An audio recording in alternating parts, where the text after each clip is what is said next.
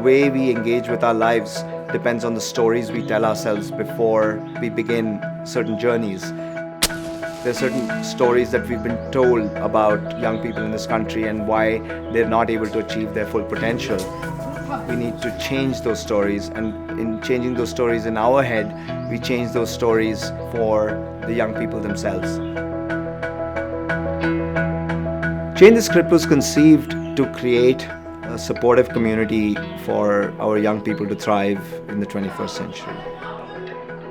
The primary objective was to bring a group of deep practitioners and key influencers in a space which really allows them to experience the work we're doing, the arc of transformation, and then hopefully leave them with the sense that the problem is something that needs to be worked on urgently and collectively. Because I'm feeling an energy that's going to take us to a new place from the clarity that we have and the energy in this room. So I'm really excited. Young people are struggling. The layers of complexity in their lives on a daily basis is incredible. We know that adversity damages child development, that about half of the children in India at least have suffered quite severe amounts of adversity. If children suffer severe adversity, they will simply stop growing.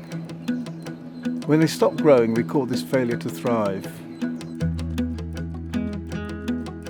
And as a result of that, they have elevated levels of anxiety throughout their lives, which prevents them or impairs them from functioning to their true potential. One of the most stark things about adversity is that our education systems, really across the world, have not been sufficiently sensitive to understanding the impact that adversity has on young people, how it affects their ability to learn, to live great lives. We need to start taking adversity much more seriously and stop treating everybody as if they come to school with exactly the same set of resources to draw upon, because they don't. My mom and my dad, both of them are illiterates. I'm the first child to study in my entire family. My mother, she's an housemaid. She works in different houses, and whatever the money she gets from it, she spends all for us, and she doesn't even take a single rupee for herself. She doesn't even spend at least 10 rupees for herself. There is a lot of children now who have come into the schooling system who are first generation schoolgoers. And we have not adjusted our teaching learning processes, our school systems to actually be able to teach children who are first generation schoolgoers. If we really want to help these young people thrive and flourish in the 21st century, where we know change is coming at such a rapid pace, we need to build in them the resilience and skills to cope with that change. At the moment, there's a huge debate going on about what we want for our children's future. Is standard education good enough? Do we need to think about something else altogether? If our children are failing to thrive, we know they've got a basket full of problems. And we know that those problems will stop them from accessing anything we offer. So we can debate from now till next year to the year after what education should look like. But our children who are failing to thrive, our children that are in our programs, may not be able to access any of that. And what we've got to do is give them the tools to access. That's where programs come in, that's where life skills comes in.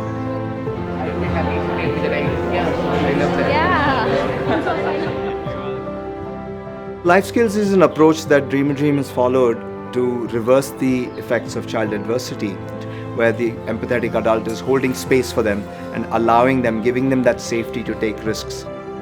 So if you can share that what would you like changed in the way you all have been trained or educated?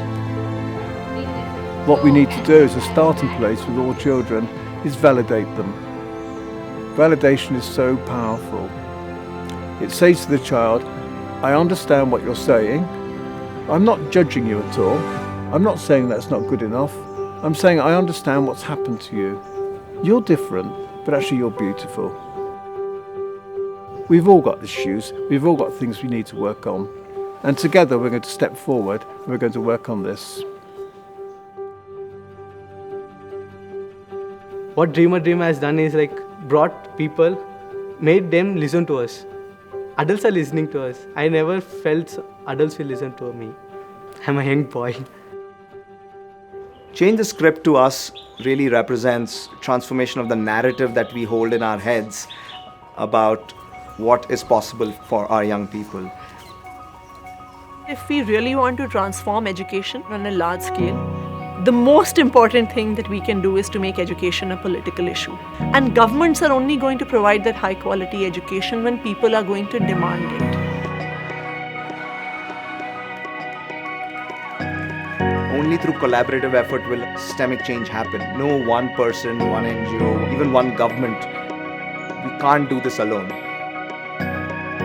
How do we come together as ecosystems around a child's life and bring abundance of solutions across countries, across communities, so that we can reach the world? This is a new movement, a new wave of collective action in society.